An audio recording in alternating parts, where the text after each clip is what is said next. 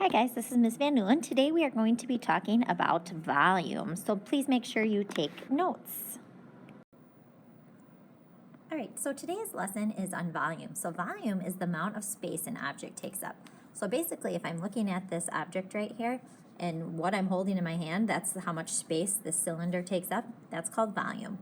Same thing if I take a look at this cube. Okay, so I have a cube here, the amount of space this cube takes up here, just sitting here in the air, that is called volume.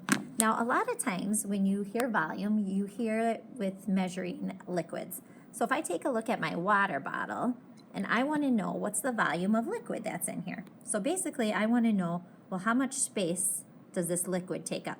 That would be the volume of my water bottle. So today we're going to be learning how you actually find the volume of different objects. So before we start finding the volume of prisms, there's a couple of different things you need to know about prisms. So first thing, you do need to know that a prism has two bases. So if you look at this one, I see a base here and a base here. Looks like kind of a square base. First thing that's special about these is that they are congruent, they're equal, they're also parallel, okay? And then another thing that you need to know is that the two bases are connected, okay, by a height. So you can see those two bases are connected here.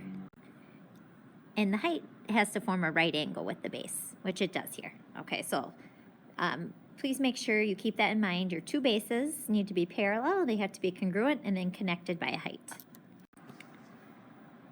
So here is the volume formula for a prism. It says volume equals B times H. Now, these letters stand for a couple different things. So this B does not just stand for base. You might notice it's a capital B. That actually stands for area of the base. Okay, so please put that in your notes. The H, that still stands for the height. And again, this is very, very important. The height has to connect the two bases. Okay, so when you're finding the height, it has to connect the two bases.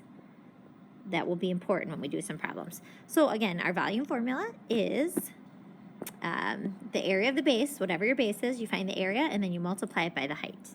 So let's go ahead and try a couple. All right, so here is our first problem. I have a rectangular prism. You guys know that because there's rectangular sides. So first thing I'm gonna do is write out my volume formula. Volume equals area of the base times the height. And then I'm gonna fill in what I know right below it. So I'm trying to find the volume. First thing I'm gonna do is find the area of the base. All right, a lot of times in problems like this, it'll have your base shaded, but we're gonna use this side as the base, okay? So I kind of have that shaded in. So I need to find the area of that. Well, I know it's 6 by 2. Well, 6 by 2 is 12, so that's the area of my base. And then my height has to connect my two bases. Now, you can't see the other base, but it's down here on the bottom here, okay? So the height is connecting those two bases, okay, which would be right here, and it forms a right angle, so my height is 3. So finally, to find my volume, I'm just going to do 12 times 3, which ends up being 36, and then my label is feet cubed. So volume has a label of cubed. All right, let's go ahead and try another one. So I'm gonna start by writing my volume formula. It's the area of the base times the height. All right, in this one, first thing you're going to do is pick out your base. In a rectangular prism, you can really use any side for a base, but I'm gonna use this for my base. Okay, so here's my two bases. They're congruent and they're parallel.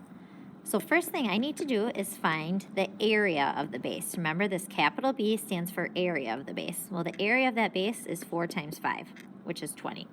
Okay, times it by the height. Now remember, your height has to connect your two bases. So here's one base to this other base. This could be my height. It looks like it's 10. All right, so now if I multiply this out, I know 4 times 5 is 20, and then times 10, 20 times 10 is 200. So my volume is 200 centimeters cubed, or 200 cubic centimeters. All right, the next shape that we are gonna look at is a triangular prism. So again, this is still a prism, so we can still use our same formula. So I'm going to go ahead and write down that the volume equals the area of the base times the height. So if you take a look at this picture down here, so the first thing I need to do is find my base. Well, my base is right here, okay, because I have the top here, and then the bottom would also be a triangle. Again, that you can't quite see, but it's down here. I'll just kind of shade it in. Okay, so there is my triangular prism.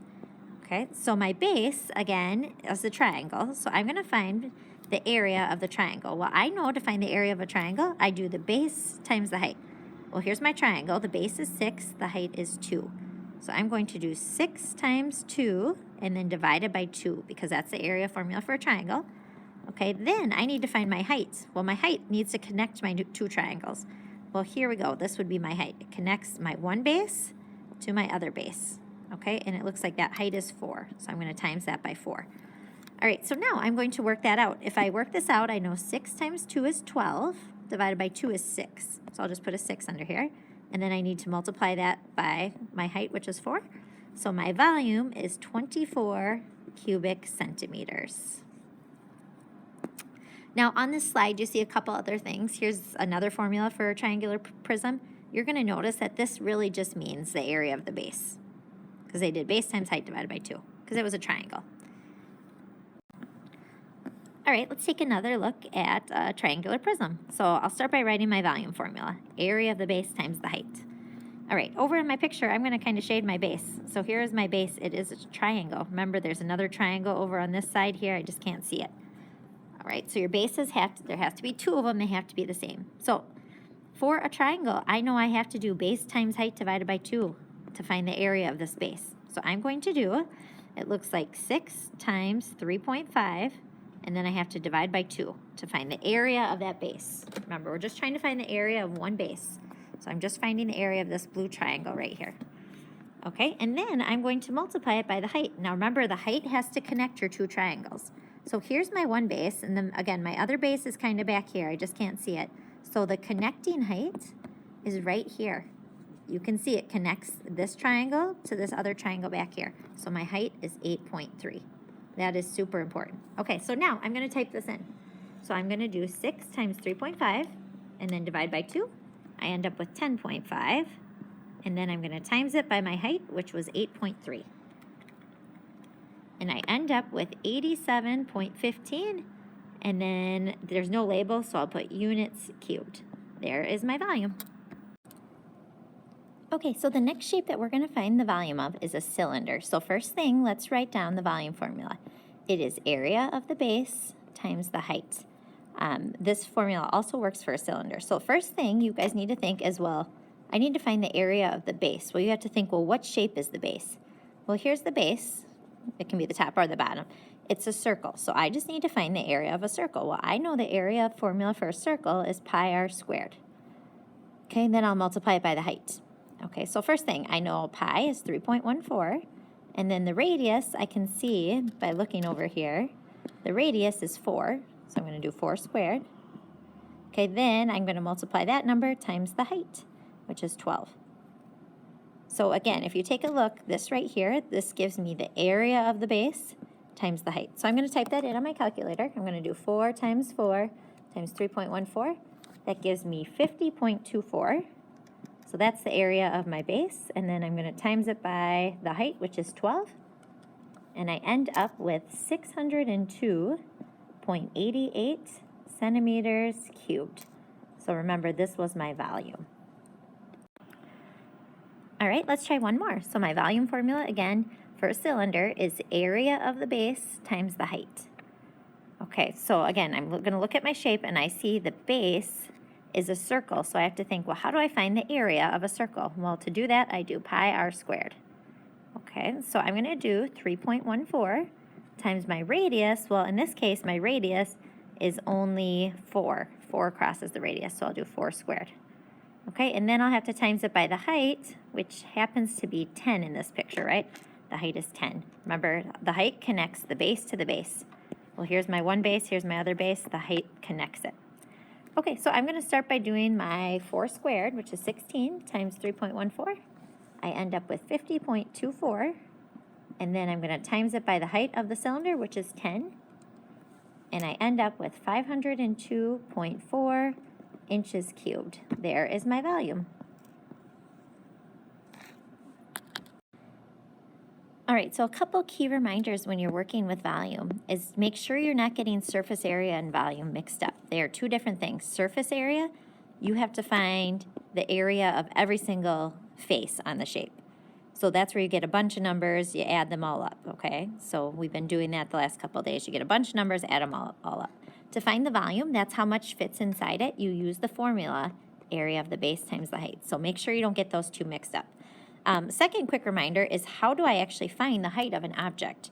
So you have to be careful when you're finding the height. So if you look at this first picture of a cylinder, I usually think, okay, where's my bases? Well, here's one base, here's my other base. Okay, the height then has to connect those two bases. So this right here that I'm highlighting in yellow, that's the height. Okay, if I look at the next one, well, first thing I find my bases. Well, my bases are the two triangles because they're the two same shapes. The height then has to connect those. So my height here would have to be 12. That's my height because it connects the two bases. Same thing on my last shape. This one is a little bit different because I can kind of choose where my bases are, but let's say that I use this as my base, these two sides for my base.